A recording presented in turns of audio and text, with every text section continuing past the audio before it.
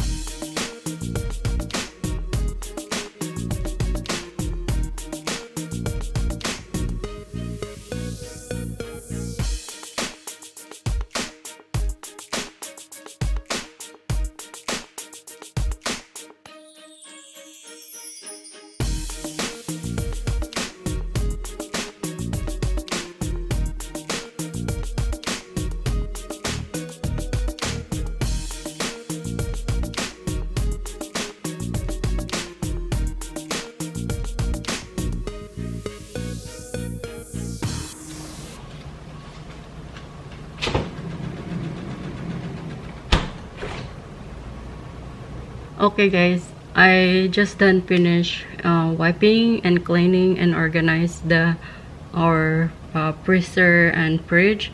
I used the sponge. This is eraser pads and rugs, and then the disinfectant spray liquid. So yan lang. Ang linis ng kaunti. Hello you guys, so right now I'm going to show you inside our freezer and fridge. So I finished already cleaning, but what I did is only wiping and organize, because it's been we had to clean up and disinfectant inside. So far I finished all of this, and also in the freezer. So let's go inside in here. Not much stuff, but I have some stuff in here, like a lemongrass, lemon, and chop of onion, and then we have a seafood, this one, and this sausage, butter, and I think this is a broth, chicken broth or something like that. So I have here in the front a ice cream, and then yung nasa likod, you guys, at the back we have shrimp, chicken, and ground pork, ground beef, cheese. There's a vegetables. I have here a coconut. This is a coconut milk, and more vegetables at the back. So yan ang nasa dito, fridge, yan.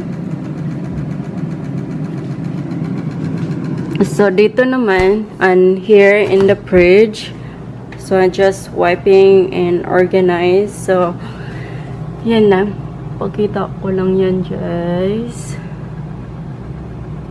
So dito yung mga drinks, yung mga powder, nandun, and eggs, butter, and more powder there, milk, like that. Then more soft drinks, watermelon, and the container has inside a meat, and down it's the vegetables and potato. Dito yung liquid, like vinegar, sauce, yan, water, and yan. So not much guys, yan lang dito. And yung freezer,